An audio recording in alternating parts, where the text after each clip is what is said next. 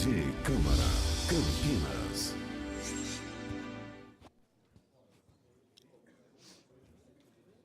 Bom dia a todos. A Escola do Legislativo de Campinas, Elecamp, junto ao mandato do vereador Carmo Luiz, promovem a jornada Novos Caminhos para a Gestão Municipal, Inovação na Gestão Pública. Convidamos para compor a mesa de abertura o vereador Carmo Luiz,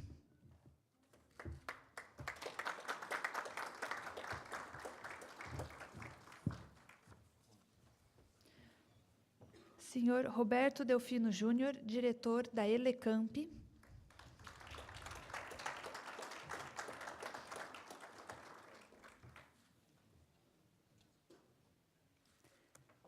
senhor Luiz Carlos Marques, conselheiro do Conselho Regional de Administração de São Paulo.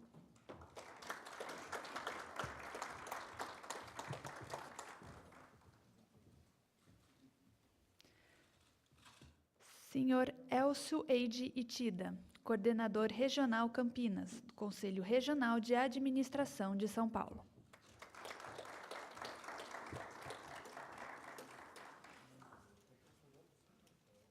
Senhor Lívio Giosa, secretário de Desenvolvimento Econômico da Estância de Atibaia e palestrante de hoje.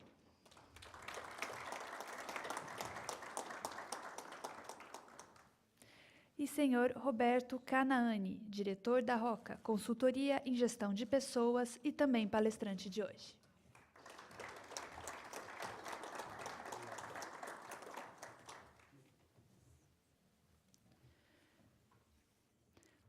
Uma vez composta a mesa, passamos a palavra ao diretor da Elecamp, Roberto Delfino Júnior.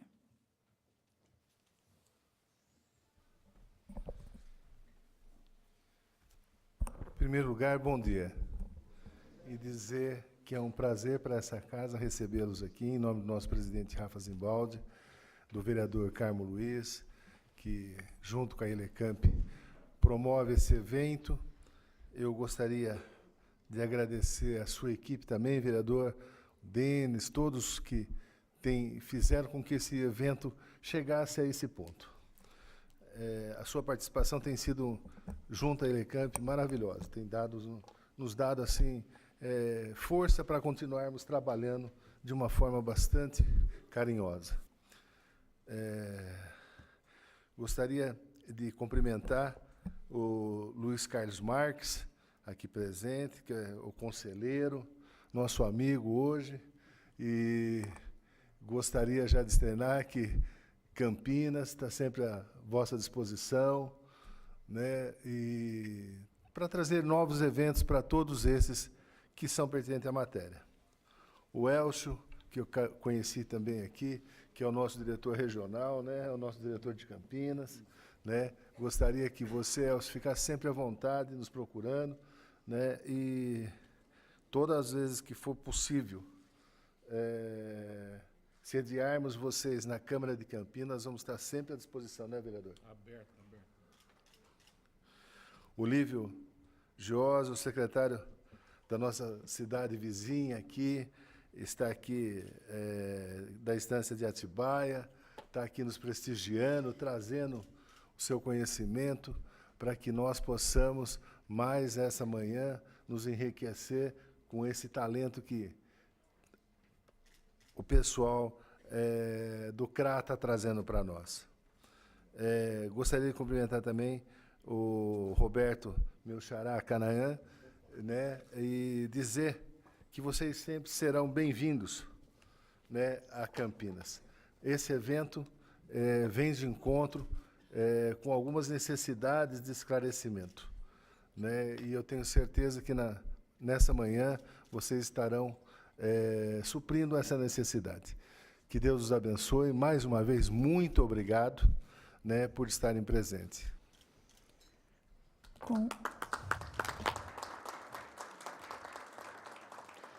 Com a palavra agora, o vereador Carmo Luiz. Muito bom dia a todos. Bom dia. Sejam muito bem-vindos nesta manhã, um dia maravilhoso, né? Nem parece que é inverno. Apesar de aparecer meio friozinho, mas já já nós vamos tirar essa blusa e vai aquecer o dia, tenho certeza disso. Gostaria de agradecer a presença de todos vocês aqui nesta manhã, em que tenho absoluta certeza que o que teremos como aprendizado, o que acrescentará em nossas vidas esta manhã, eu tenho absoluta certeza que será de grande valia, não apenas na parte pessoal, como também na parte do crescimento financeiro, até porque nós temos uma parte da sociedade em que, uma grande parte da sociedade, na verdade, em que temos a capacidade tremenda de sonhar, como todos os seres humanos são capazes de sonhar, mas não temos a razoabilidade de organização. Temos a mínima organização. Somos muito sonhadores, extremamente visualizadores, mas não temos a capacidade de administrar e organizar. Então, o CRA, fortalecer o CRA, é darmos vida aos sonhos, darmos organização aos sonhos, organizar a vida, as empresas, o negócio, a instituição. Muitas vezes fiz uma centena de reuniões com instituições, onde o grande sonho de ajudar fracassava e caía no abismo da falta de organização e administração. Então não basta sonhar, não basta querer, se não passar por vocês, que estão sentados nesta cadeira hoje, e o nosso presidente, o nosso conselheiro, juntos todos, buscarmos de uma forma muito forte, e é por isso que nós, da Câmara Municipal de Campinas, apoiamos o Conselho e buscamos, de todas as formas, fazer com que este Conselho se transforme num Conselho igual ao OAB, ao CRM, ao CRF, no qual eu pertenço, e transformar-se num Conselho forte o suficiente para que nossa sociedade possa, na sua exuberância e na trajetória em que seguimos, fazer com que esta classe de trabalhadores seja realmente valorizada, respeitada, que ela cresça de verdade, porque sem vocês, eu sou testemunha disso, eu sou o sonhador. Eu sou o sonhador. E enquanto não conseguir, e busco a cada dia encontrar pessoas capazes que possam me ajudar, que sejam muito mais capazes do que eu. Então, desta forma, nesta manhã, eu saí um pouco fora da trajetória e gostaria só de complementar e cumprimentar o senhor Elcio Eide, que é administrador regional do CRA de Campinas, no qual eu cumprimento todos vocês nesta manhã. Gostaria também de cumprimentar o senhor Roberto Delfino Júnior, que é diretor da Elecamp, no qual cumprimento também todos a sua equipe, e dizer para vocês, gente, vocês não têm ideia quanto era difícil. Nós estávamos falando agora com o Elcio aqui há pouco tempo, alguns minutos atrás, o quanto era complicado, muitas vezes, conseguir fazer um evento na qualidade do evento que estamos fazendo hoje. E nós deixamos estas portas abertas e agradecemos a equipe, hoje, a equipe do cerimonial desta Câmara, e especialmente ao Roberto Delfino pela abertura e a facilidade com que ele tem dado para que a gente consiga cumprir esta missão. Gostaria também de cumprimentar o Leonardo Tiroli, cumprimentar também o senhor Roberto é difícil falar o seu nome, viu, Roberto? Roberto Canaani.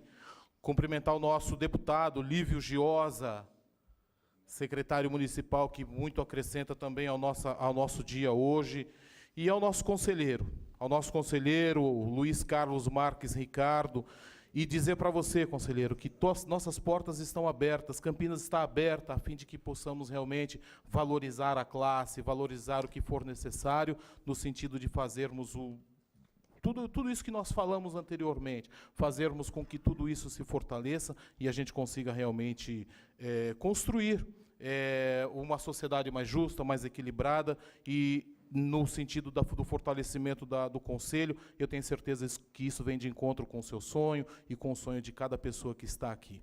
Então, desta forma, muito obrigado a todos, que tenham um dia maravilhoso e que nós possamos realmente aproveitar ao máximo. Muito obrigado, bom dia.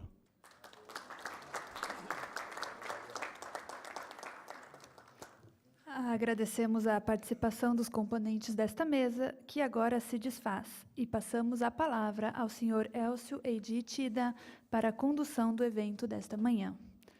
Bom evento a todos.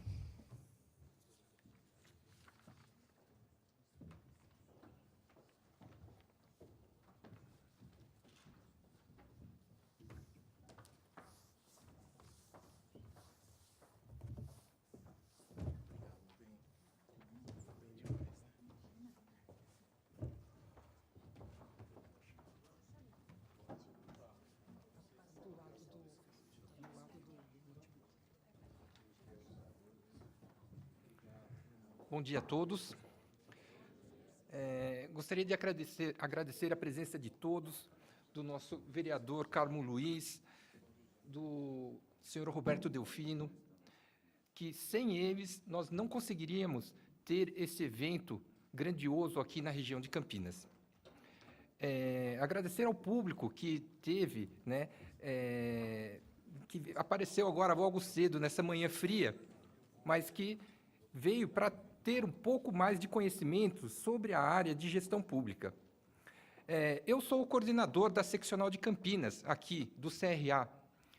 E o CRA, ele faz tanto a parte de fiscalização da profissão, como também palestras em faculdades, palestras para o público em geral. E, nesse ano, nós teremos ainda, no mês de agosto, a palestra de administração financeira.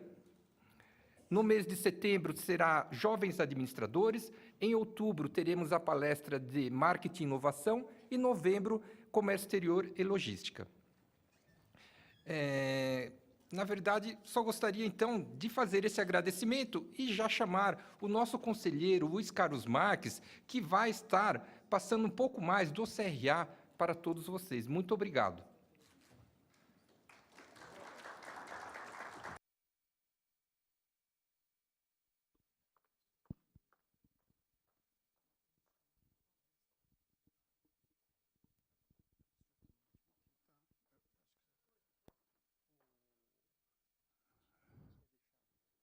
Bom, tudo bem.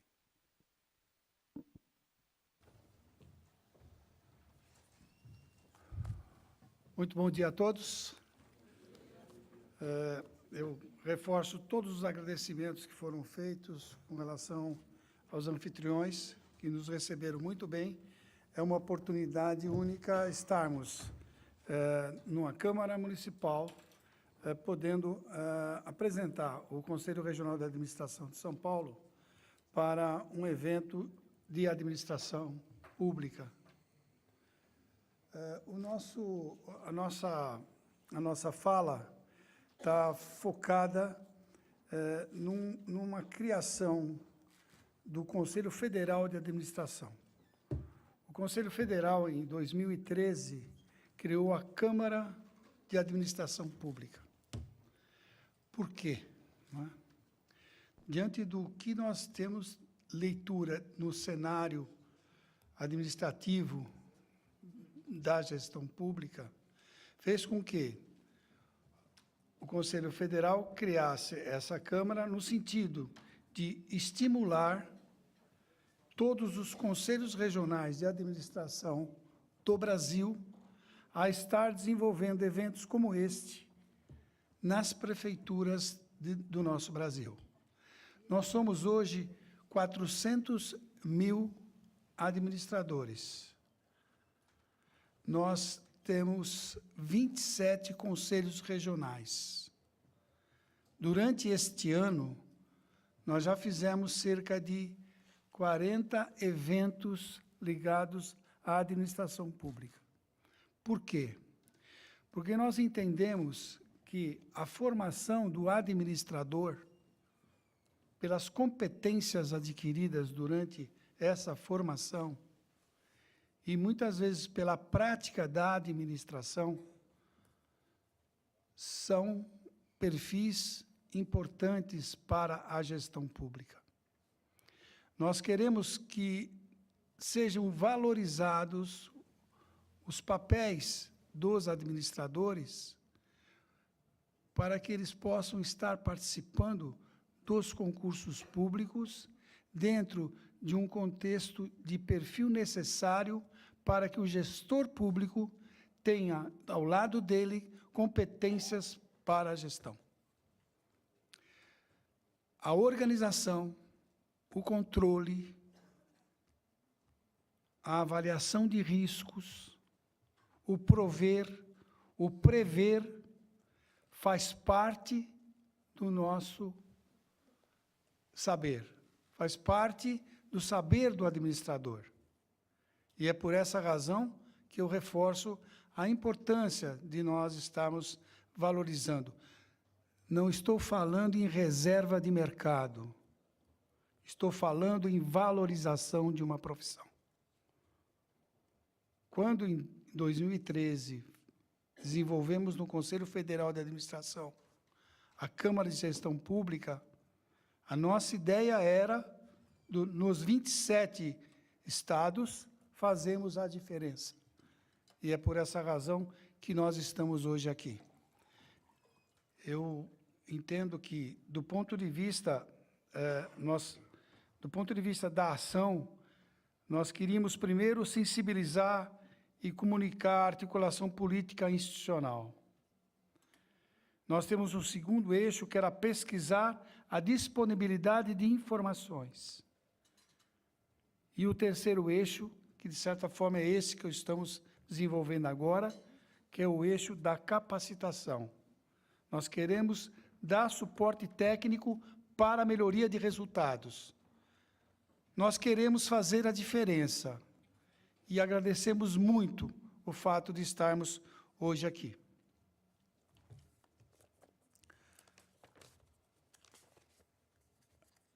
Cadê o...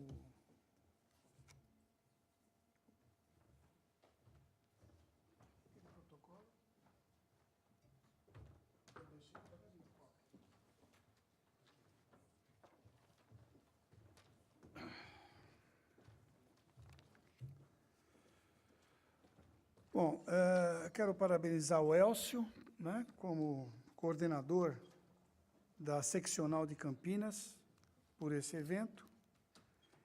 E, em nome do Conselho Regional de Administração, mais uma vez, agradecer a presença de todos vocês.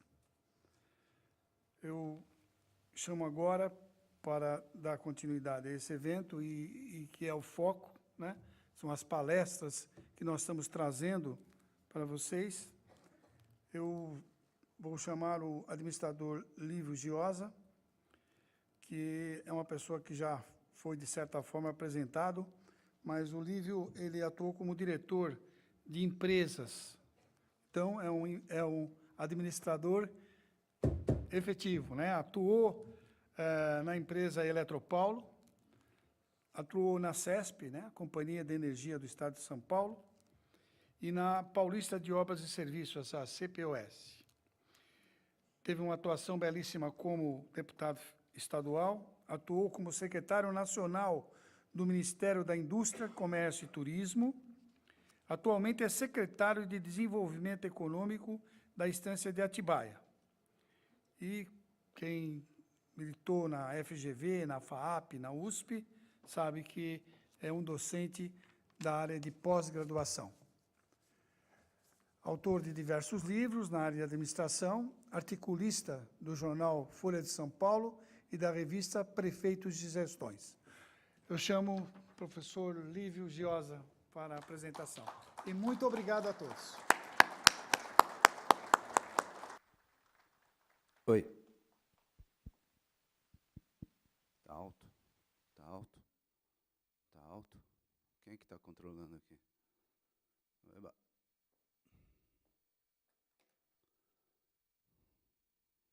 Oi. Tá alto. Bom dia.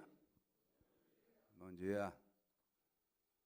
Eu queria ver essa casa cheia, né? Infelizmente.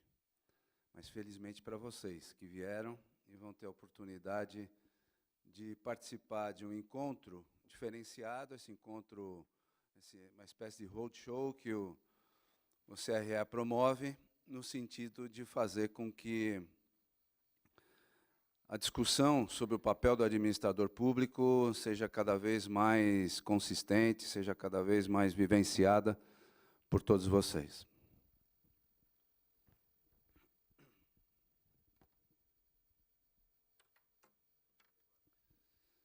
O que significa a conversa que nós vamos ter hoje? Primeiro ponto é a reflexão.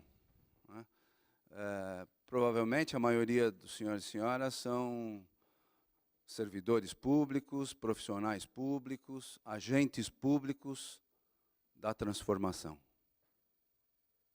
Será? Será que você se sente um agente público pela transformação? Será que você, enquanto agente público, promove a transformação?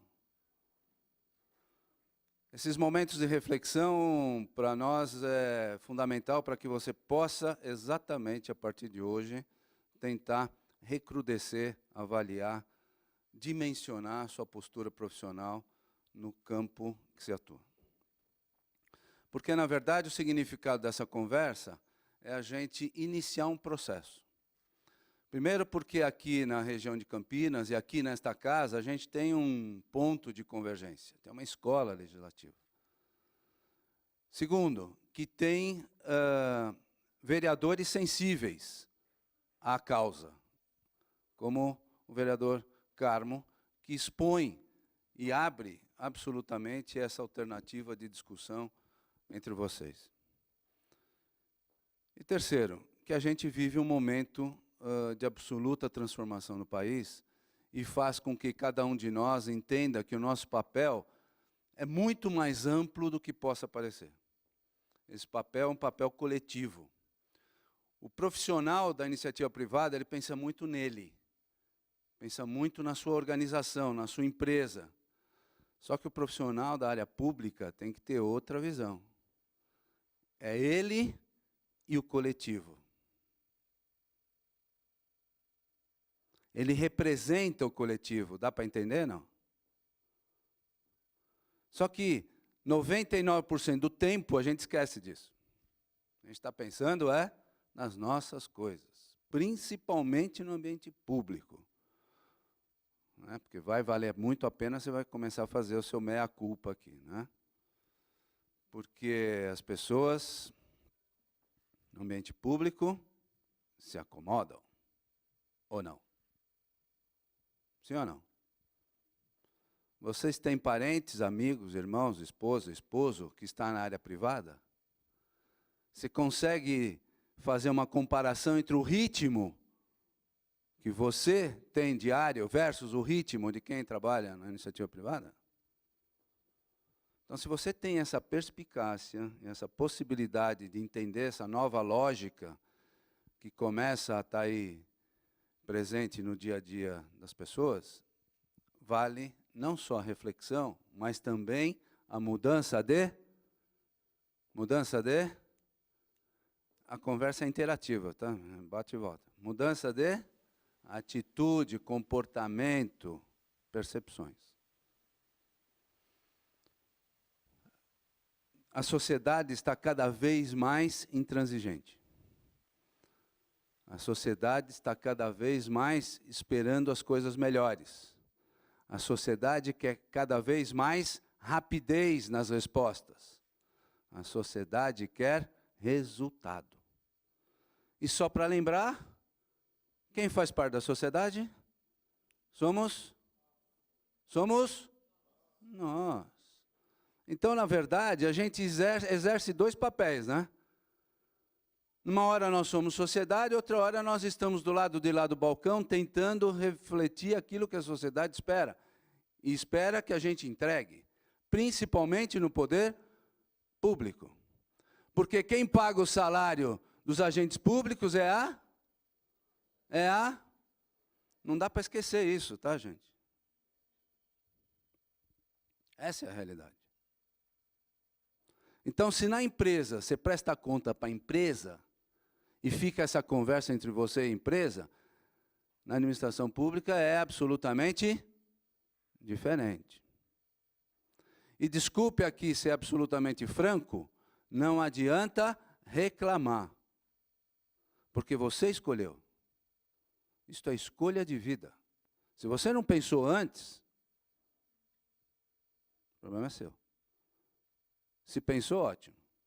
Porque aí sim você vai ser o melhor agente público que a sociedade espera. Então, nós estamos meio que num tempo que não dá mais para tergiversar. Legal, né, essa palavra? Não dá mais para tergiversar. A sociedade já não aguenta mais, já passou por tudo. O mundo mudou, mas a sociedade brasileira mudou muito mais. Então, as expectativas são outras. E eu espero que vocês entendam o papel da nossa conversa e o significado que ela possa ter pós este encontro. O encontro fortalece ideias, mas a gente quer ver, e essa é a expectativa do Luiz, representando o Conselho, é a nossa expectativa, que entendemos ser protagonizadores dessas conversas nos vários câmbitos que o CRA nos chamou. O que a gente espera é que você seja um pouquinho diferente do jeito que você vai entrar hoje aqui, a partir do instante que você sair daquela porta. Porque senão não vai adiantar nada esta conversa que eu e o Roberto vamos ter. E eu não gostaria que isso acontecesse. Principalmente vocês, que ao serem chamados, levantaram a mão e falaram, eu vou. Se veio, aproveita. Os que não vieram, estão lá fora, vivendo o dia e o tempo deles, comuns. Vocês vão passar a ser agentes diferenciados. É isso que a gente espera. Num tempo muito curto que nós vamos ter para conversar. Mas eu espero que você deguste palavras por palavras, que você consiga entender tudo isso que a gente está conversando, comentando, para que o Espírito Santo floresça na alma de cada um e que a gente saia daqui iluminados. Certo? Eu já passei por tudo, o Luiz falou um pouquinho lá, eu já passei por tudo. Eu vivo meu tempo de iniciativa privada e meu tempo de poder público, eu acho que é isso que nos diferencia, porque as coisas são paralelas. Então a gente consegue entender simultaneamente os dois lados do balcão e não ficar só de um lado, né?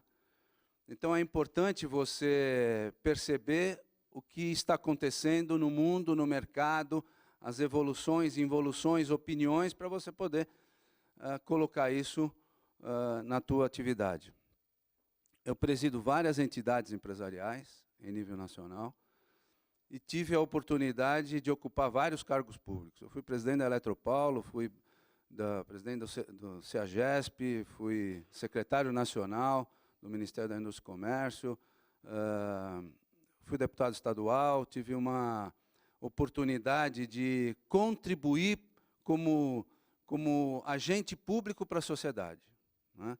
E deixamos uma marca contundente enquanto deputado, nós que escrevemos a lei criando o Poupa-Tempo, que muitos de vocês conhecem, mas ninguém sabe quem é o autor, né?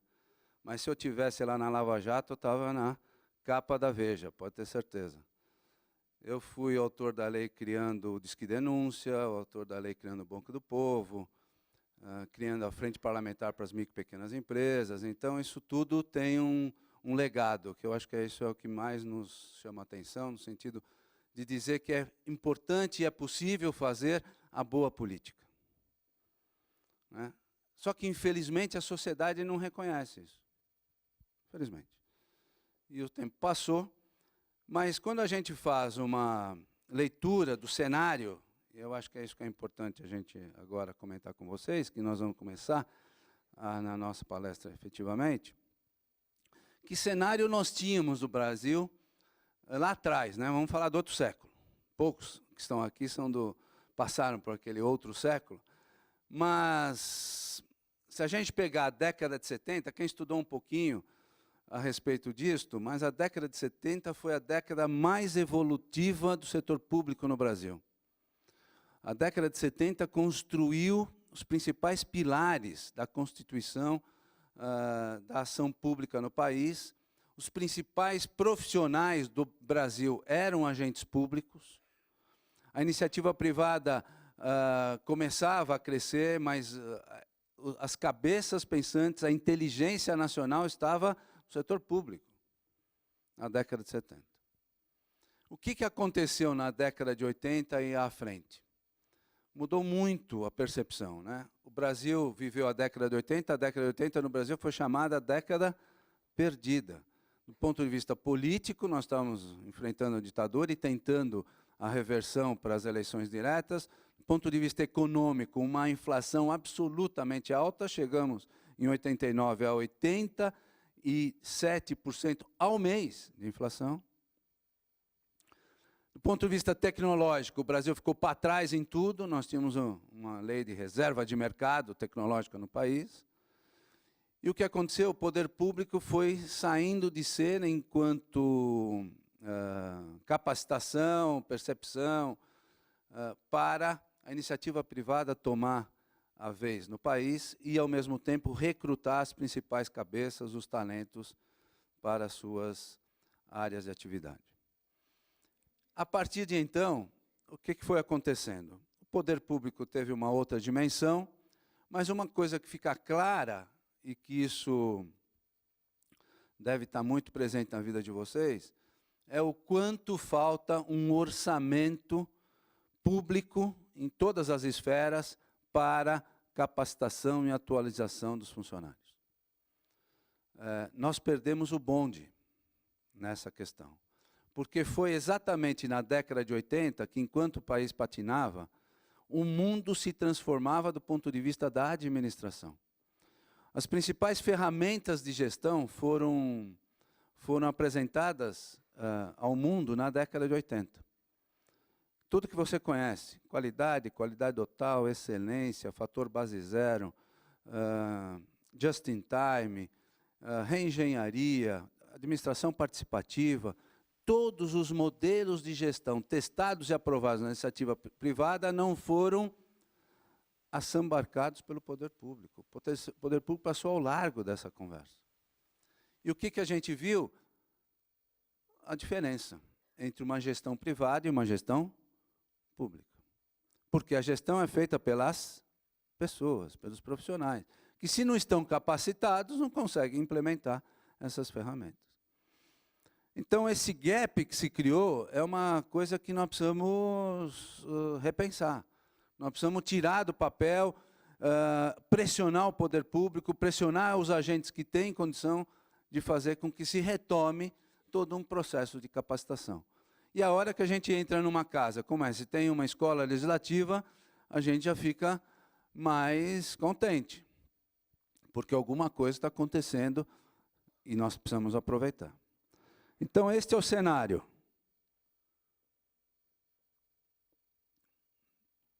E, diante do cenário, a gente vai fazer algumas constatações para passar para vocês. Volta só um pouquinho, por favor. Então, essa constatação, primeira, demonstra que... Deixa eu ficar aqui um pouquinho mais perto para poder acompanhar. De que mercado nós estamos falando que o poder público atua?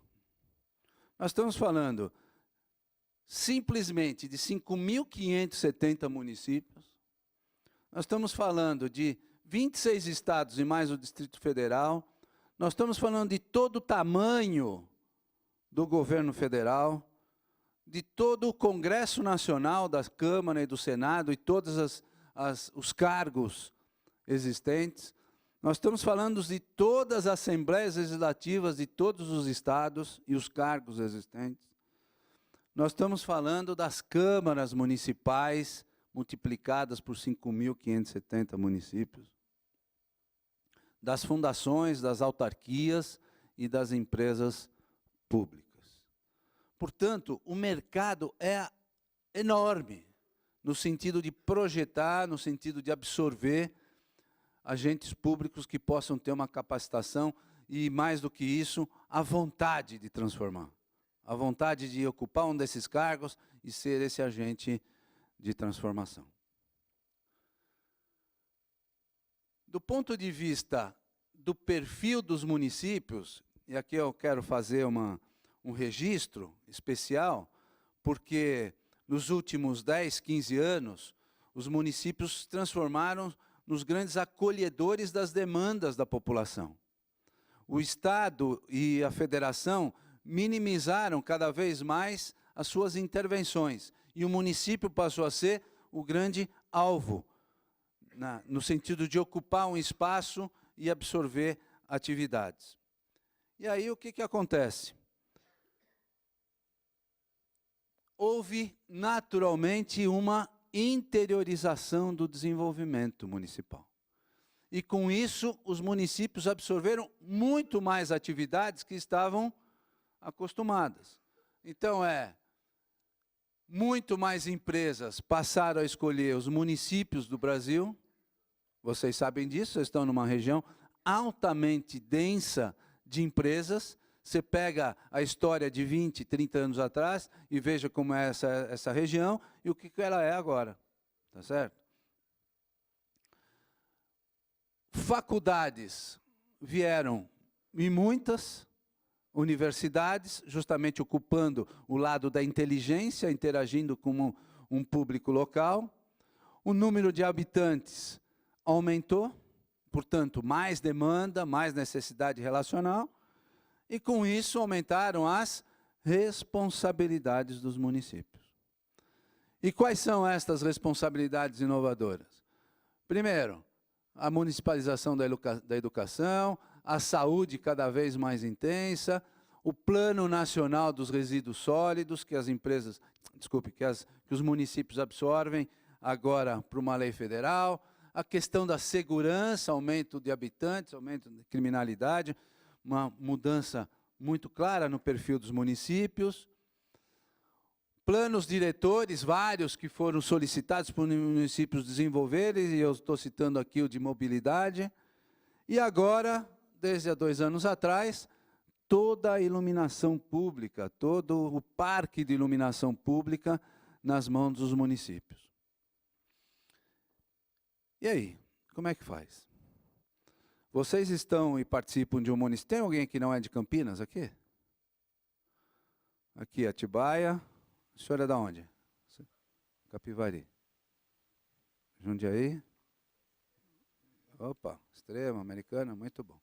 Então, o município de Campinas, ele tem um olhar de grande capital já, né?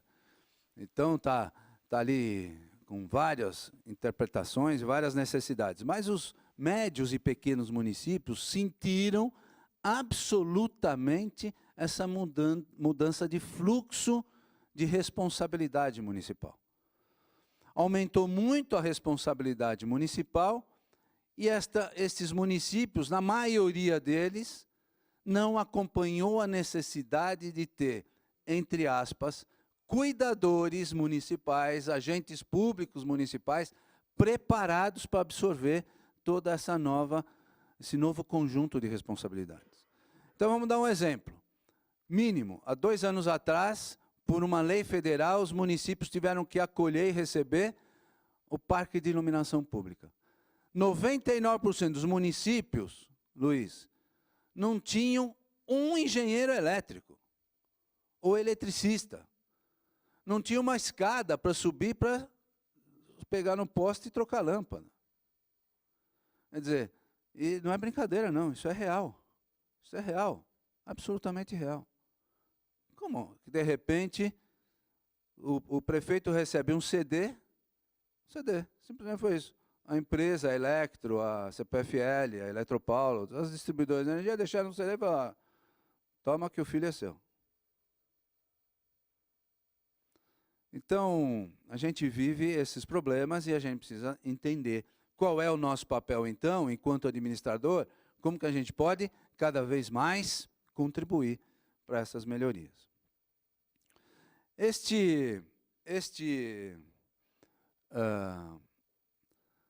Esta imagem reflete exatamente outra constatação, né? Que eu digo que a gente sempre vive 2 Brasis, o Brasil público e o Brasil privado. E o Brasil privado, a balança está muito mais ajeitada, no sentido de que aqui você tem uma relação de conhecimento e de aplicação desse conhecimento muito mais fluida, muito mais presente. poder público está ali. O que a gente faz? Nós vamos inverter essa balança? O que a sociedade quer? A sociedade quer que a balança do poder público cada vez mais se encha de conhecimento e suba na mesma dimensão do poder da iniciativa privada.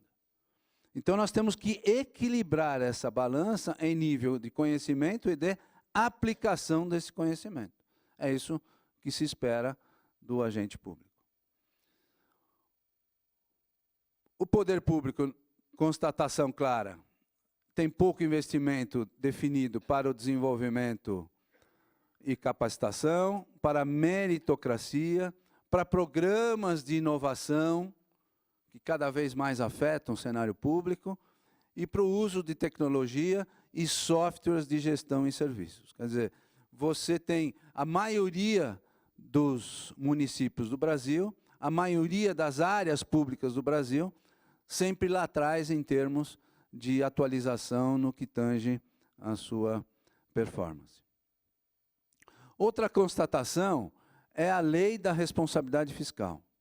A hora que a lei da responsabilidade é imposta, e para mim é a melhor lei do país, a hora que a lei coloca-se à disposição do agente público, imediatamente essa lei requer mais controle. E mais controle significa governança. Eu tive a oportunidade de trabalhar nas maiores empresas de auditoria do mundo, que foi o Arthur Andersen, e como gerente da Arthur, a gente tinha uma enorme dificuldade de dialogar com as empresas públicas, porque a gente passava pelas licitações, ganhava os contratos, mas também tinha a empresa privada, em muitas.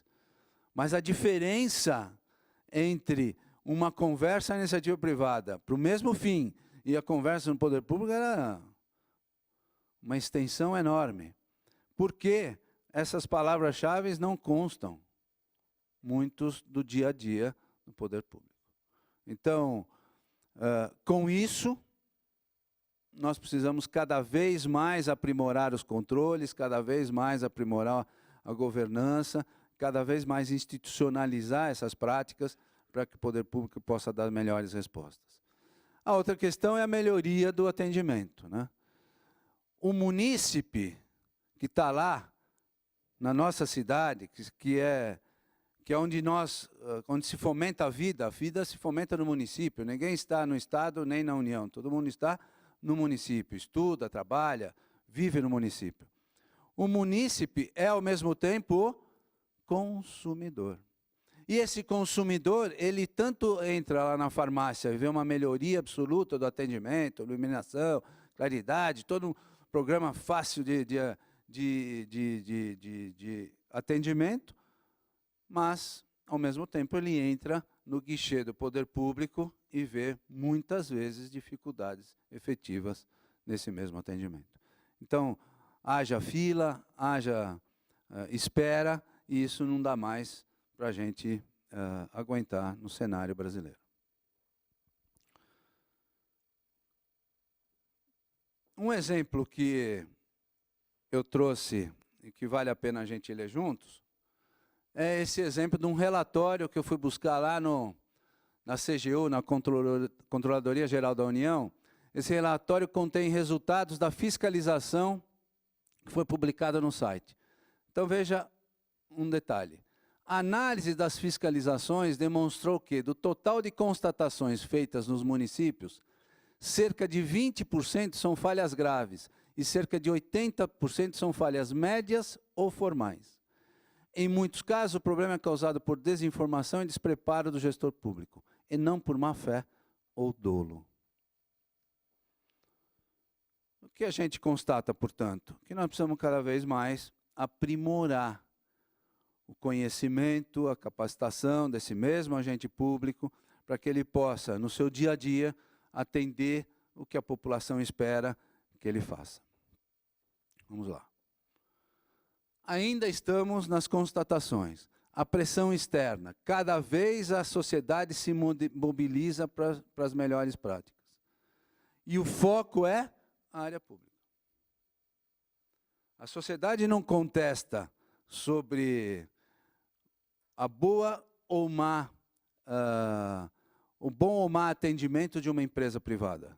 Você nunca viu isso? De vez em quando ele contesta no PROCON, mas é individual. A sociedade contesta é pela área pública. E aí o que a gente vê? 2 fatores básicos que permeiam o nosso dia a dia.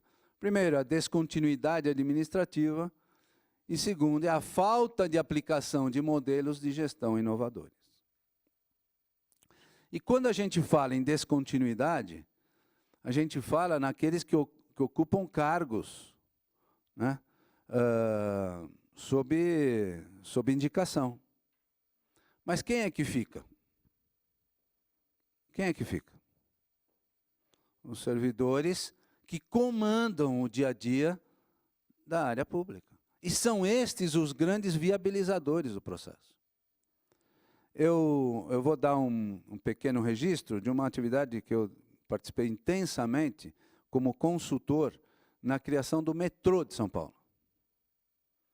O metrô de São Paulo é um exemplo de ação pública, porque quando se criou o modelo de gestão do metrô, se definiu exatamente essa condição. Quem serão os agentes que comandarão o metrô? Profissionais altamente qualificados e que vão criar, vamos dizer assim, o modelo gerencial. Os diretores, o presidente vai ser indicado, mas a construção técnica do modelo técnico de ação do metrô se deu exatamente sobre o corpo gerencial. Então, o corpo gerencial tem domínio absoluto da máquina, tem todos os sistemas manualizados, informatizados, e entra diretor, sai diretor, entra presidente, sai presidente, e eles se subordinam à máquina. E não a máquina se subordina ao diretor. A grande diferença. Então você passa anos e anos, você não ouve falar do metrô. É uma outra coisa, você ouve falar, um equipamento falhou, uma estação não deu certo, mas não de gestão. A gestão continua absoluta no metrô. Porque o modelo foi um modelo onde quem comanda são os agentes públicos, que detêm a força do conhecimento e da máquina. Os diretores vão, saem, entram e a coisa continua. Então, são esses modelos que devem ser estabelecidos. Como nós entendemos? Que os gestores públicos são permanentes na administração, portanto, eles precisam perceber a sua força.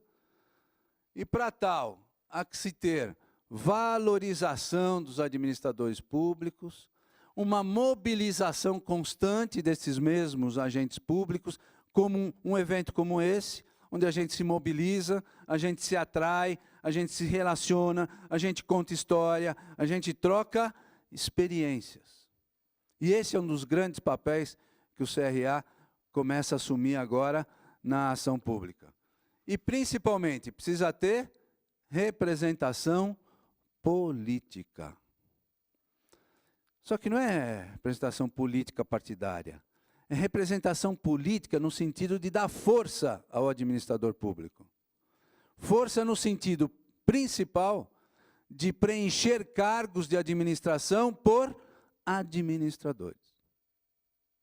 Eu vou dar outro exemplo. 1988, nós assumindo a presidência da Eletropaulo, diretores são convidados, eu não sei se vocês, quem se lembra da história, mas a Eletropaulo era a maior empresa pública do país, 23 mil funcionários, era uma empresa exemplar, a maior empresa que eu já comentei, pública do país. Ao assumirmos os diretores indicados, presença de governador, presença de ministros, presença de deputados no ato de posse, e de repente entra um oficial de justiça na antessala da posse, com um agente do CREA, do Conselho Regional de Engenharia e Arquitetura, dizendo assim: o senhor X não pode ocupar este cargo de diretor Y, porque este cargo é de provimento de engenheiro, E o senhor X não é engenheiro. Opa! Ele estava com a família, com os filhos, com a neta, com o cachorrinho, com a babá, com a avó, com a tia, toda a família inteira, num ato, naquela época, diferenciado de hoje. Depois nós tivemos que nos subordinar àquilo que estava sendo apresentado, e o senhor X não pôde tomar posse do cargo Y, porque ele não era engenheiro. Certo, Jean?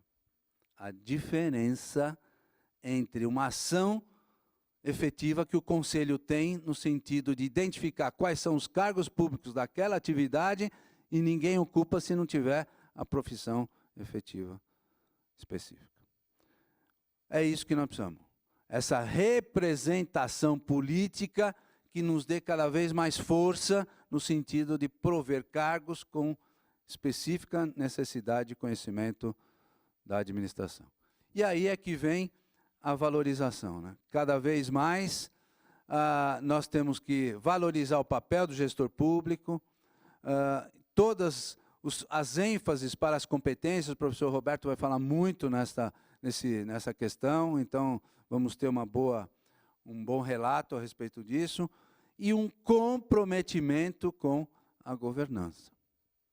Então, ter todo esse entendimento, ter toda essa construção de valor, para que realmente o gestor público, e principalmente o administrador público, o administrador com a carreira pública, possa ter à frente essa experimentação. Alguns exemplos de boas práticas que incidem no papel da inovação, né, gente? Inovar quer dizer criar, né? Desenvolver um pouquinho da sua inteligência em busca de ações que façam você sair da mesmice. Na década de 80, um pouquinho lá para trás, os japoneses inventaram um negócio chamado CCQs, Círculos de Controle de Qualidade. Na verdade, os CCQs incidiam sobre todo o programa de qualidade nas organizações, mas era o momento de inspiração funcional, que a gente chama, onde sistematicamente os funcionários das empresas eram chamados para darem ideias, para dizerem o que eles pensavam sobre determinados procedimentos, sobre determinados produtos, sobre processos, sobre tudo que acontecia na sua área de trabalho em prol de uma melhoria. Isso trazia resultados extraordinários para as empresas. Então, estas práticas precisam ser cada vez mais orientadas para tal. E com isso, o que a gente pode exemplificar enquanto boas práticas? Primeiro, controles internos, normatização dos processos. É muito comum você ver que em determinada área da gestão pública, saiu fulano, ele carrega toda a história, todo o conhecimento e ninguém mais sabe o que está acontecendo. Fulano sai de férias, parou tudo. Como que a gente faz para dar continuidade a determinados procedimentos? Então, a normatização, a identificação de cada passo dos processos é fundamental para esse tipo de atividade. Nós, lá na Prefeitura de Atibaia, acabamos criando nesta gestão essa área de controle interno. E pudemos contribuir, a nossa secretaria foi a primeira a se envolver e, ao mesmo tempo, sistematizar algumas atividades lá de atendimento público. Controle de despesas. Nós vivemos um tempo onde sempre se trabalha, isso não é em qualquer atividade, qualquer organização, a gente trabalha com dois dinheiros. O dinheiro da receita e o dinheiro da despesa. Os secretários de finanças, de planejamento e finanças, dos municípios, do Estado, o ministro, estão doidos, né? Porque como é que eles tratam um orçamento municipal? É sempre projeção, né? Qual é a projeção da receita do ano, do mês, do semestre, do quadrimestre, etc. E as projeções estão todas indo lá para baixo. Mas é por projeção. Como é que se faz na empresa? Como é que eu calculo o orçamento de uma empresa? Eu faço uma projeção das, Leonardo? Das vendas. Eu faço, tudo é projeção. Eu nunca sei quanto que eu vou vender no mês que vem, no dia seguinte ou no ano. Então eu faço uma projeção. Então eu tenho de um lado um dinheiro, que é o dinheiro da receita. E do outro lado, qual é o dinheiro que eu tenho? É o dinheiro da despesa. Só que a despesa, ela está lá todo mês, negão, não tem jeito. É aluguel todo mês, é energia todo mês, é água todo mês, é salário todo mês. Tudo está lá. Ó. E despesa, gente, é que nem unha de dedo e das mãos e dos pés. Você tem que aparar de 15 em 15 dias, porque senão o negócio vai longe. E é assim na empresa. Na empresa privada, você tem hoje sistemáticas, metodologias que garantem esses acompanhamentos. Mas no poder público está muito difícil. Então nós temos que nos voltar para estas práticas e tentar acomodar esse tipo de ferramenta para a gestão pública. Volto a dar um exemplo. Hoje, na nossa prefeitura, em Atibaia, nós incorporamos vários modelos e estamos fazendo, através da Secretaria de Planejamento e Finanças, com um pouco do nosso conhecimento, a introdução dessa sistematização. Mas há uma ferramenta, eu ouso pedir a vocês que vão atrás desse conhecimento, senão eu vou ter que ficar mais um dia para passar, porque é interessante, a gente aplica isso o tempo todo, que é o SSIP, Strategic Sourcing and Procurement. É uma ferramenta onde a gente faz a varredura dos itens de despesa de qualquer organização e lida com cada um dos itens segundo a sua ordem e necessidade para propor metas de redução de despesa, criando indicadores de despesa para que isso possa ser usado ao longo de um determinado período dentro da organização. Então, o Strategic Sourcing é uma das ferramentas hoje mais utilizadas na iniciativa privada, capaz de fazer melhorar os controles e minimizar os custos. Outros são os sistemas de informações, né? Na iniciativa privada nem se fala, mas no poder público a dificuldade de se ter informações do jeito que você precisa. E não é só informação, tem de monte. Tem tudo quanto é jeito. Só que você precisa ter a informação que lhe facilite o quê? Facilite o quê? A tomada de decisão. E uma informação correta, né? A informação certa, porque à luz do dado correto, você vai tentar tomar a decisão. Vamos lá. Bancos de dados. Hoje no poder público, cada vez mais nós precisamos ter bancos de dados atualizados, eficazes, corretos, porque isso exige complementação da atividade municipal, estadual ou federal. Então, dados econômicos, sociais, dados voltados à sustentabilidade, que passa a ser hoje um atributo muito forte no poder público. A meritocracia, identificar um sistema, é uma coisa interessante, muitas prefeituras hoje já têm uma secretaria, um departamento exclusivo de recursos humanos, muitas vezes tratando desse tipo de abordagem e apresentando cenários que correspondam a um plano de carreira e a um sistema de avaliação permanente visando a meritocracia. Os indicadores de desempenho, gente, cada vez mais se torna uma prática fundamental você criar indicadores de desempenho. Normalmente, na iniciativa privada, o indicador de desempenho desenvolvido nasce à luz do que a gente chama a comparabilidade. Quer dizer, eu preciso comparar uma coisa com a outra para eu saber se o meu indicador é eficaz ou não, né? É muito simples isso. Hoje, os indicadores de desempenho demonstram que o Palmeiras é o melhor time disparado do futebol brasileiro, mundial, na América Latina. Portanto, não tem mais o que fazer, certo, Jean? Acabou. Mas tem um indicador, certo? Agora, na iniciativa privada, a comparabilidade é com quem? Normalmente é com seu concorrente. Adianta eu aumentar naquele ano X 100%, eu aumentei o volume de vendas, mas eu continuo com, por exemplo, 1% do mercado, porque meu concorrente ocupa 37% do mercado, eu não tenho chance de nunca chegar lá. eu preciso ter comparabilidades internas e externas. No poder público, não dá. Quem é meu concorrente? Quem é o concorrente aqui em Campinas, do município, da Prefeitura de Campinas? Só que nós temos que usar a criatividade. Nós temos que criar indicadores internos para que a gente possa não só cumpri-los, como também aumentar metas referentes a esses mesmos indicadores.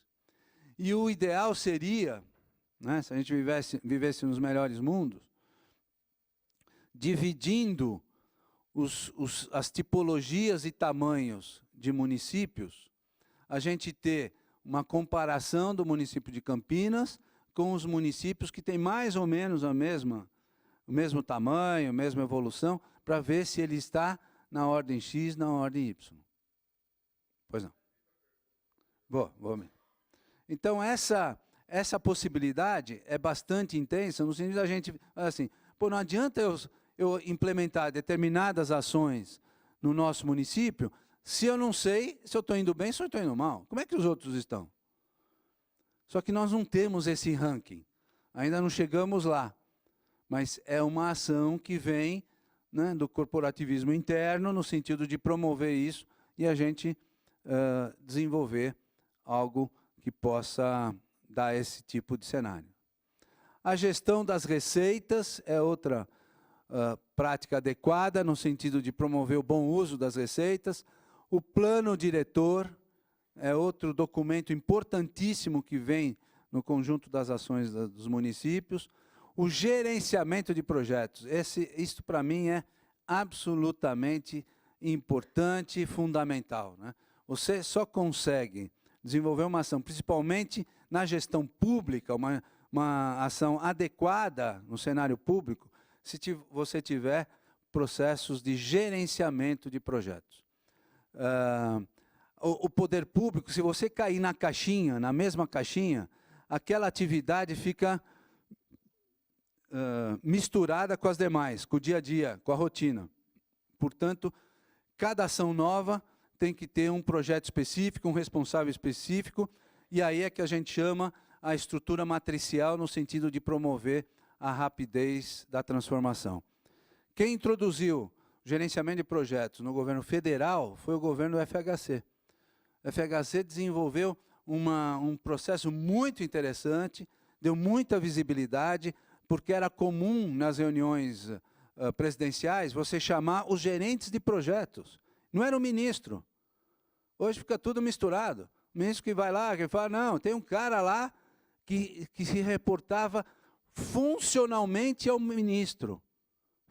Desculpe, hierarquicamente ao ministro, mas funcionalmente ao presidente. Então, nas reuniões ministeriais, a primeira pauta era revisão dos projetos. E vinham todos para falar, e aí todo mundo dizia, mas por que não cumpriu o cronograma, onde está parado, o que está faltando? E a coisa andava. Então, isso é fundamental a gente ter esse entendimento. A Lei 8666, que é um questionamento constante no Brasil, principalmente o pregão presencial eletrônico, desculpe, o pregão presencial e o pregão eletrônico, questionáveis em vários itens, que dão melhor qualificação para aquilo que foi comprado no que tange a serviços ou produtos, e a inovação como um todo no cenário público. Eu vou rapidamente passar o case de Atibaia, né, o modelo de Atibaia, algumas coisas que nós estamos implementando lá na cidade, de modo a que você possa entender o que é sair da mesmice, né? Uma coisa é você assumir uma Secretaria de Desenvolvimento Econômico que tinha como principal pilar acompanhar a abertura de empresas no dia a dia da cidade, né, que as empresas que se instalam ou que já estão instaladas, renovar os alvarás de funcionamento, adequar a fiscalização ao cumprimento das leis locais e simplesmente ser uma atividade passiva sem perceber a transformação da cidade. E nós acabamos assumindo uma missão desafiadora,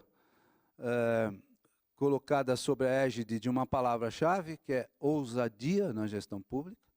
Não é fácil você trabalhar de uma forma ousada. A maioria dos agentes públicos realmente se recolhem, realmente se acobertam nas suas cadeiras e conduzem só no dia a dia mesmo, esperando vir os papéis para você assinar e aperta aquele botão famoso, que eu não vou falar o nome aqui, mas vocês sabem. O nosso caso é diferente, a gente construiu valor. E para construir valor, nós montamos uma estratégia. A estratégia se consolidava neste programa. Nós desenvolvemos um diagnóstico da cidade em 3 meses, desenvolvemos um programa de desenvolvimento. Então, só para fazer uma brincadeira aqui, quando a gente ouve falar em Atibaia, você pensa em quê? Você não responde. Hein? Morango, flores, turismo, né? E o quê?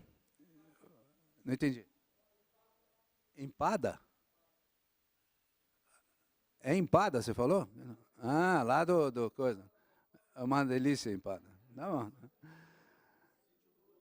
Não, fora o sítio do Lula e a Antena, a gente tem outros predicados aí, né? Só que a gente percebeu o enorme potencial de crescimento que a cidade tinha por alguns fatores, né? Um fator deles é o fator estratégico. A cidade está bem na confluência da Dom Pedro com a Fernão Dias, muito próximo de São Paulo, muito próximo aqui de Campinas, muito próximo de São José dos Campos, no eixo dos 4 principais mercados brasileiros, do lado das universidades mais importantes do país, do lado de 2 aeroportos internacionais. Portanto, isso precisaria ser vendido, senhor Leonardo. Tudo isso existia, a um passo do Rodoanel. Tudo existia, mas precisaria ser vendido. E aí a gente começou a conversar com alguns agentes públicos decisórios e ninguém tinha a cidade de Atibaia no seu radar. Era muito impressionante as conversas. E mais ainda, a gente ia conversar com os empresários e todos respondiam exatamente isso que vocês responderam, menos a empada. Agora a empada vai entrar no nosso ponto de convergência.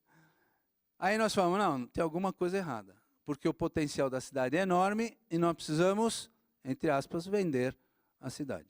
E aí construímos uma apresentação, um plano estratégico, que está aí, baseado em 7 pilares, cujos impactos seriam extremos no comércio, na indústria, nos serviços, no turismo e no agronegócio, institucionalizando um conceito da Atibaia que temos para a Atibaia que queremos. E que resultado se esperava? Qualidade de vida, melhoria da qualidade de vida, o desenvolvimento socioambiental, baseado nas premissas da sustentabilidade, do plano diretor sustentável da cidade, que fizemos. Buscávamos uma maior arrecadação, boas práticas administrativas e um modelo diferenciado de gestão pública. Esse modelo diferenciado de gestão pública estava alicerçado principalmente em políticas públicas. O que quer dizer? Volta só um minutinho aquele mapa. É que para cada um destes pilares, tudo que foi implementado virou lei. Isto é, a hora que a gente implanta um programa chamado Vende Mais Atibaia, tem uma lei que consolida esse programa. Não é porque eu estou secretário que quando eu for embora eu vou carregar isso para o resto da vida. Não, vai ficar para a cidade. A lei de inovação, a lei do empreendedorismo, a lei da incubadora, tudo é lei. Portanto, nós estamos deixando um legado para a cidade, para que a cidade possa dar continuidade. Vamos embora. Vamos dizer. Oi.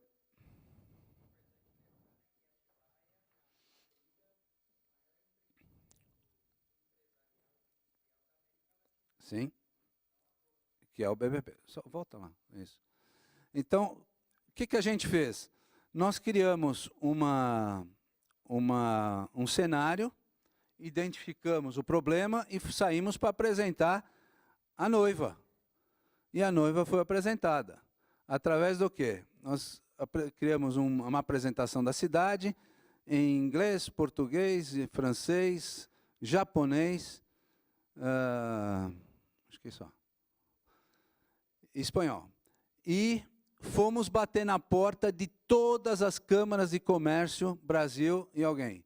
Brasil, Estados Unidos, Brasil, Japão, Brasil, Itália, Brasil, França. 36 palestras, foi um roadshow que a gente fez, 36 palestras apresentando Atibaia. Fomos do governador ao ministro, do secretário de Desenvolvimento Econômico Estadual, a todos os agentes públicos para dizer, ó, escuta, Atibaia existe. Dá para vocês verem? E ao verem, todos se espantavam, porque não conhecia a nova realidade de Atibaia. E essa nova realidade tem um resultado. Exatamente nesse período, 5.097 novas empresas se instalaram em Atibaia. Todas baseadas num princípio, base tecnológica, sem nenhum impacto no desenvolvimento social e ambiental da cidade. Esqueci de dizer, quando eu fui deputado, eu criei as APAs, as Áreas de Proteção Ambiental, a lei. E com isso, algumas cidades do estado acabaram sendo bastante atingidas. Dentre elas, Campos do Jordão, de um lado da Mantiqueira, e Atibaia, do outro lado da Mantiqueira, da Serra. Então, Atibaia tem uma área de proteção ambiental extensa, APPs, que são as áreas de proteção permanentes, extensas, tem os rios, é a área de serras e águas, portanto, você não tem lá grandes espaços para desenvolver. Portanto, vamos cuidar. E esse cuidado foi feito à luz da lei, e com isto, as atrações de empresas são empresas com base tecnológica, poucos funcionários, sem grandes impactos, mas absorvida pelo que já a cidade pode acolher.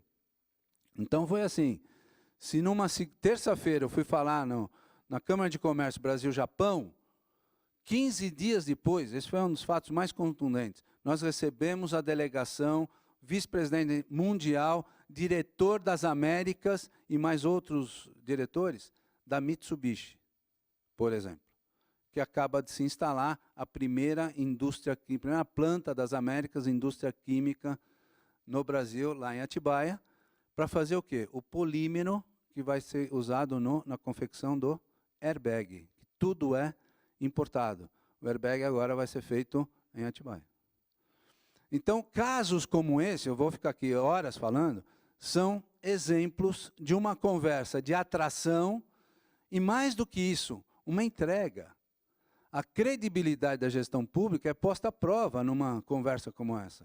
Não é porque ele vem do nada. Porque você imagina uma empresa mundial fala assim, bom, eu quero me instalar no Brasil. Aonde? São 5.570 municípios, já mostrei para vocês. Qual dos municípios? Como é que a gente faz um município ser escolhido para levantar a mão? Eu. Você precisa ter dados, conversa, credibilidade e entrega certa. Então, fatos como esse fazem frente a esse cenário.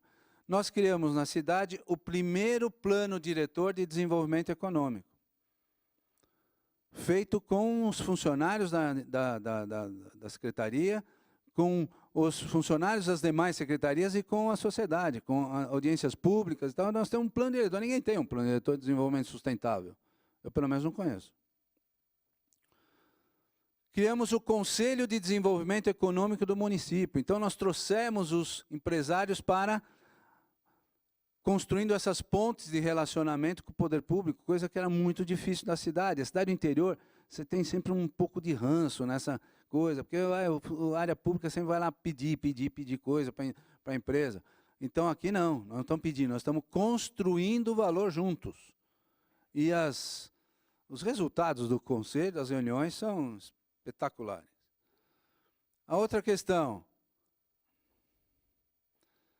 um dia para tirar documento. Programa de desburocratização, em um dia se tira um documento de abertura da empresa, viramos exemplo no Brasil junto com a cidade de São Caetano.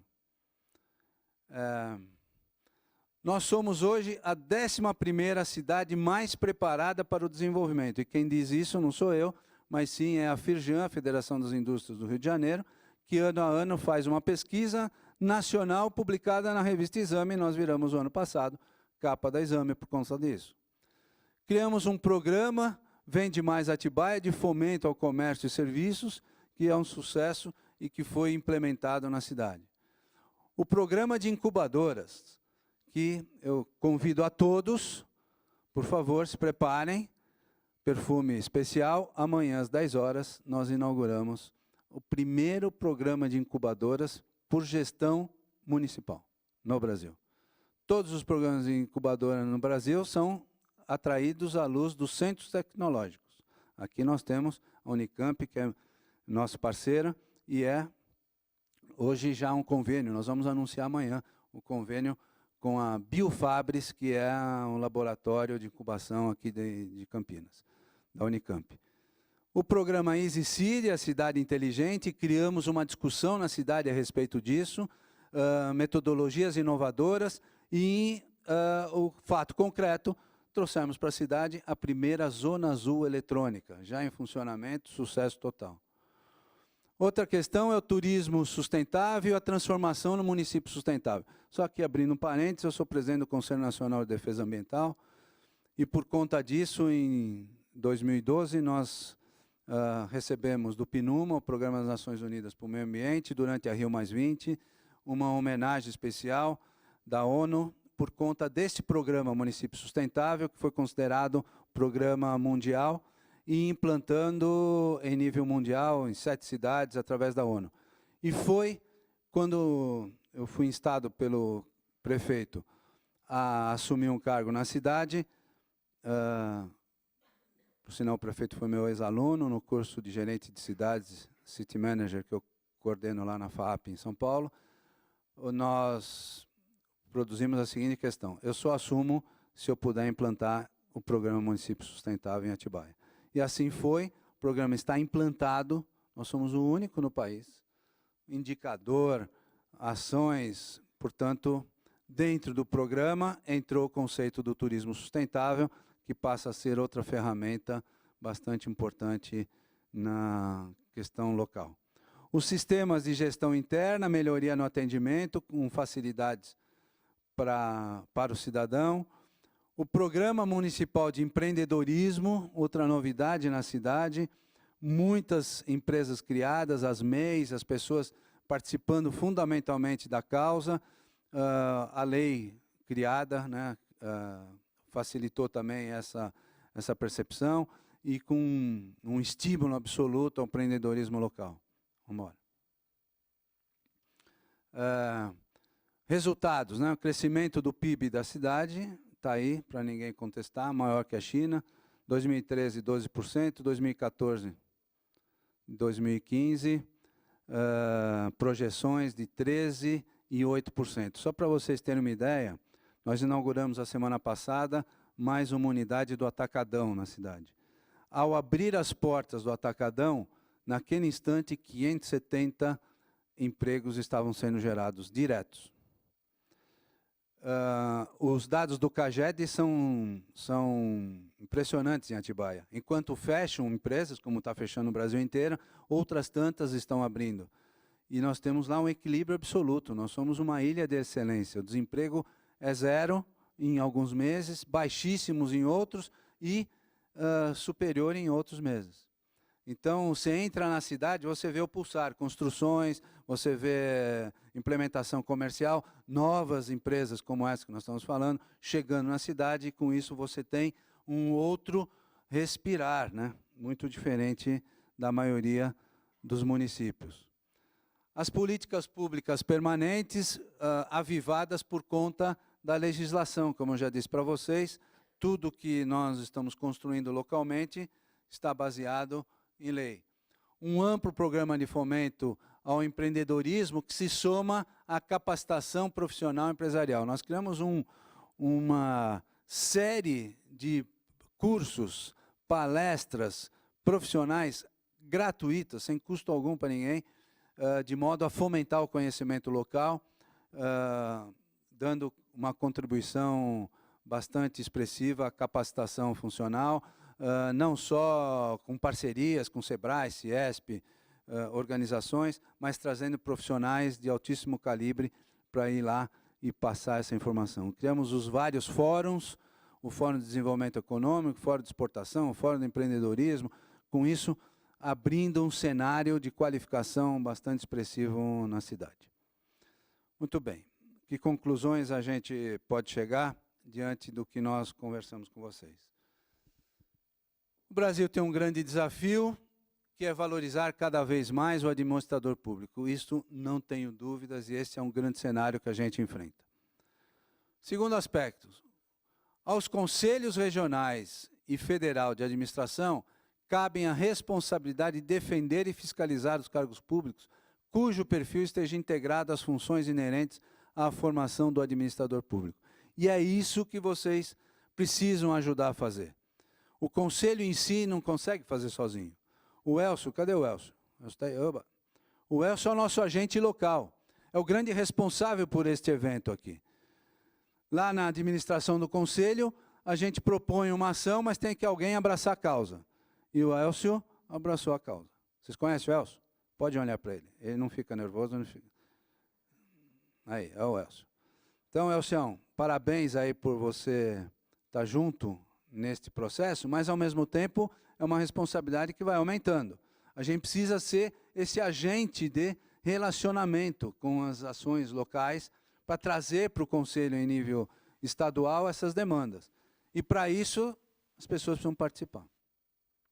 Então, quem não conhece, quem sabe pouco da ação local, se vira, vai atrás das informações, porque a gente precisa dessa mobilização total e a participação.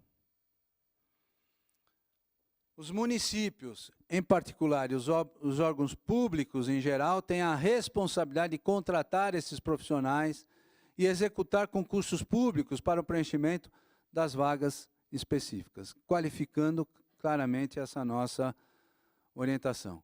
O potencial de empregabilidade é latente e crescente, cada vez mais, bem como a qualificação dos serviços públicos entregues. Portanto, nós temos uma enorme responsabilidade para isso. E a valorização do administrador é o nosso passo fundamental à luz do que nós estamos falando. Então, a gente quer deixar essa mensagem para vocês. Vamos ficar absolutamente à disposição. É um processo que o Conselho Regional de Administração de São Paulo assumiu, se adequando ao que o Conselho Federal nos propôs, e nós estamos tentando fazer a nossa parte. O que eu identifico e espero é que cada um de vocês perceba o quanto é expressiva a sua ação. A sua ação não é mínima, não, ela é máxima. E se você entender esse seu papel, eu não tenho dúvidas que você vai ser este real agente de transformação.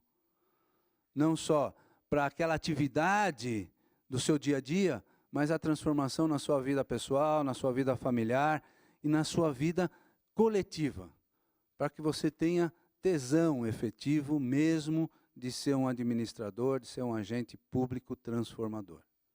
É isso que eu espero, é isso que eu imagino, é isso que a gente almeja e é isso que a gente deseja para cada um de vocês. Muito obrigado.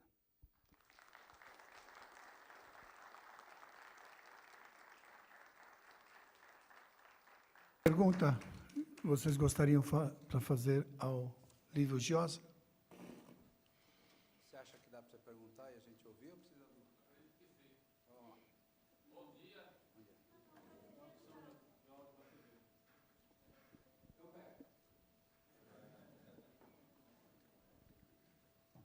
Quer vir aqui, Lívio, para responder? Okay. Oi. Bom dia a todos. Eu sou Rogério, sou do município de Capivari, mas leciono, sou professor na FATEC de Indaiatuba. Em Capivari, atuei como secretário de Cultura no período de 2009 a 2012. E a minha pergunta é sobre a questão dos indicadores. Como administrador, entendo realmente a importância de se trabalhar com a questão de indicadores. Mas, como gestor de cultura que pude passar por essa experiência e atuar nessa área, é extremamente complicado e um debate muito grande nessa área. Como se estabelecer indicadores na área da cultura. Eu posso fazer uma exposição no museu, combinar com a Secretaria de Educação, levar todos os alunos para lá e falar que foi um sucesso essa exposição. Determinados shows vai encher. Leva uma orquestra, não discutindo se esse show, essa apresentação é melhor que a outra, mas leva uma orquestra mais erudita, uma exposição, um livro, de repente não tem um público tão grandioso. Qual é o melhor escritor? Aquele que escreve muitos livros ou aquele que, se eu não me engano, Miguel de Cervantes escreveu apenas um? Então, assim, indicadores na área de cultura é extremamente difícil de se trabalhar. O mesmo poderia a gente discutir sobre a questão da segurança. A melhor polícia é aquela que mais mata? No Brasil, às vezes, parece que é, né? Então, essa questão de indicadores em algumas áreas não é tão simples assim. Obrigado. Ok, mano. Você está dizendo se é contra ou a favor o indicador? Ah, bom. É lógico. Então, existe uma máxima da administração que é a análise contingencial. Na administração, por que a administração é uma ciência e uma arte? Porque você tem todo o processo da ciência, dos conceitos, das metodologias, mas você tem a arte. O que é a arte? É a criatividade.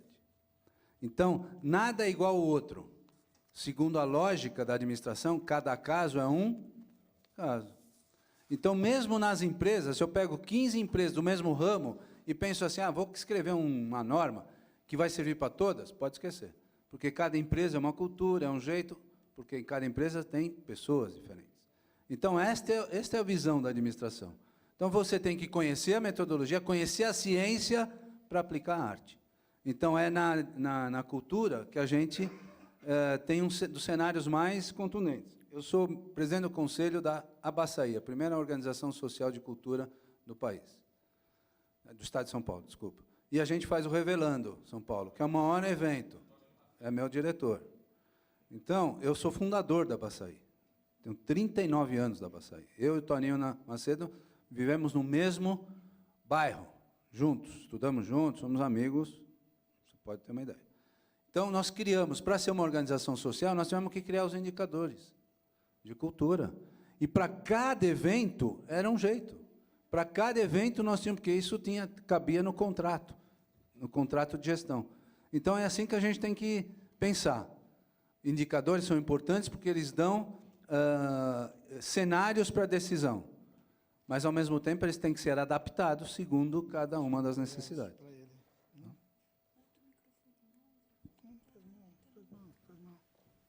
Desculpe só um minutinho, Leonardo. Nós estamos... mais essa pergunta? Só essa pergunta, por favor. Primeiramente, parabéns, Lívio. Muito esclarecedora, né? Eu ouvia já falar, através do nosso presidente da Câmara de Comércio Exterior de Campinas e Região, né, Dr. Romeu Santini, organização a qual eu sou conselheiro fundador, sobre essa gestão muito diferenciada de Atibaia. E tivemos a chance de estarmos juntos também no Encontro de Rotarianos e Negócios, né, que fizemos fechando o ano inteiro, junto contigo lá, que nos recebeu muito bem em Atibaia. E eu posso dizer, como um jovem, né, de 32 anos, que tenho aí, começando a minha jornada empreendedora, eu vejo a carreira pública não partidária como um objetivo, mas vendo uma gestão profissional como a sua, isso acaba sendo motivador para, eu acho que os empreendedores, as pessoas, os gestores precisam estar cada vez mais, né, dentro dos cargos públicos, principalmente para trazer realmente essa mudança. E a minha pergunta é o seguinte: esse modelo de gestão, ele é muito inovador. Eu nunca vi um modelo como esse, né? A gente acaba rodando algumas cidades, estados do Brasil, por causa de negócios e eventos, e eu nunca vi algo assim. A minha pergunta, e talvez a provocação, né, que eu já vi que você é movido por desafios também, como que a gente poderia encapsular esse modelo de gestão como se fosse, entre aspas, uma franquia, para que nós pudéssemos levar esse know-how para outras cidades, para outros estados, não só do Brasil, mas assim como de várias cidades aqui da América Latina, principalmente, né, que nós temos bastante relacionamento. E como nós poderíamos fazer isso? E a pergunta já fica aí também como uma provocação, e como quem lança o desafio geralmente tem que abraçar o filho junto, conte comigo se você topar o desafio.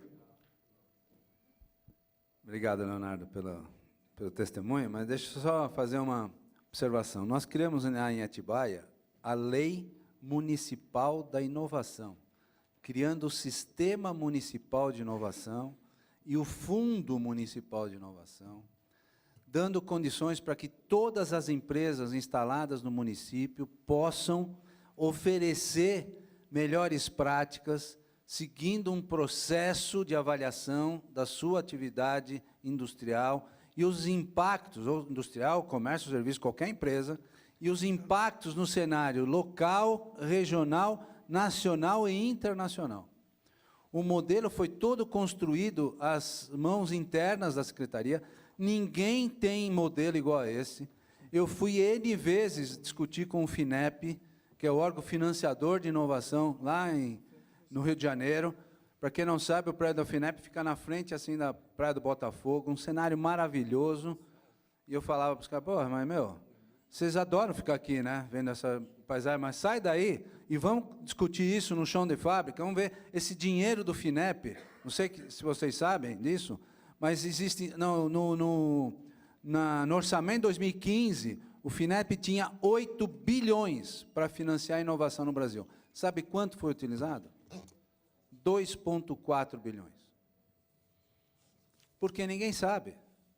Ninguém sabe como montar um programa, ou uma proposta, um projeto de inovação.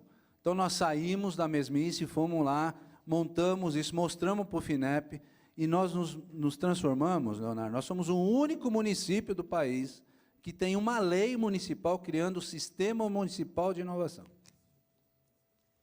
E é fantástica a lei. Eu já passamos por todos os crivos. Então, você fala assim, vamos encapsular, vamos. Tanto é que eu dou palestra em montes de lugares. Vou em vários lugares, aceito todas as propostas, só que, quando você fala e conversa, você tem que estar conversando também com o prefeito. E, para fazer isso, tem uma coisa básica na administração pública, que se chama vontade política de fazer. É o que eu chamo o VPF. Primeira pergunta, eu falo, prefeito, o senhor tem VPF? Fala, o quê? Sim, o senhor tem VPF? O que é isso? Vontade política de fazer. Você topa fazer mesmo? Você não está só conversando aqui comigo, quero olho no olho. Porque se não tiver vontade política, diferente da área privada, viu, Leonardo? Se não tiver vontade política, não faz. Porque a hora que você propõe isso aqui, mexe com um monte de coisa, mexe com os egos, mexe com formações, mexe com o passado, histórias e histórias, entendeu? Então, você tem que ter todos os cuidados, mas se tem vontade política, vai indo até acontecer. Então, a gente pode encapsular com VPF. Ok, tá, então. Eu quero chamar o... Antes disso, desculpa, deixa eu fazer aqui eu tenho alguns livros editados muito legais. Alguns são best-seller, um livro de marketing é o livro mais vendido do país, mas tem um que é importante, né? Para quem não sabe, eu sou chamado pai da terceirização no Brasil, fui introdutor desse conceito, em 1990, muitos não tinham nem nascido aqui.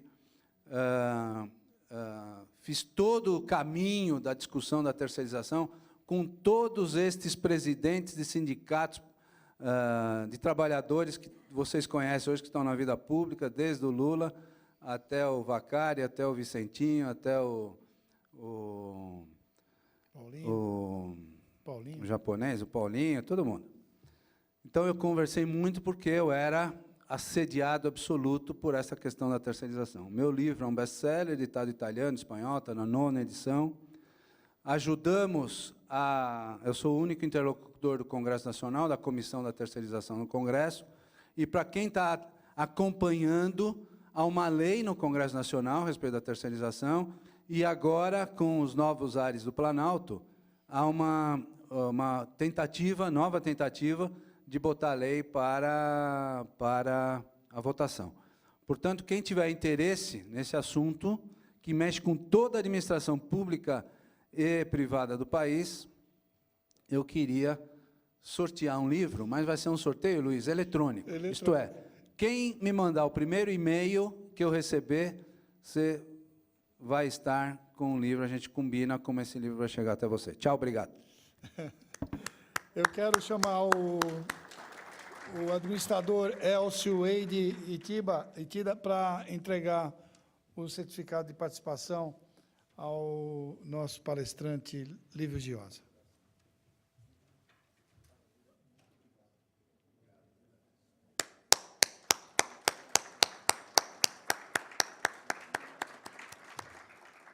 Bom, vocês iam ter 15 minutos para a gente fazer um coffee break, mas agora só 10, tá?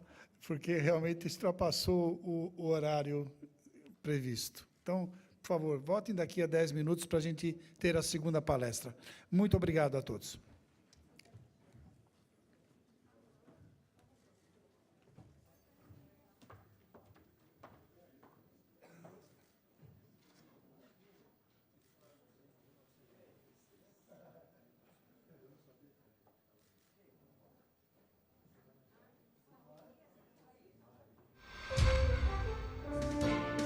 TV Câmara Campinas.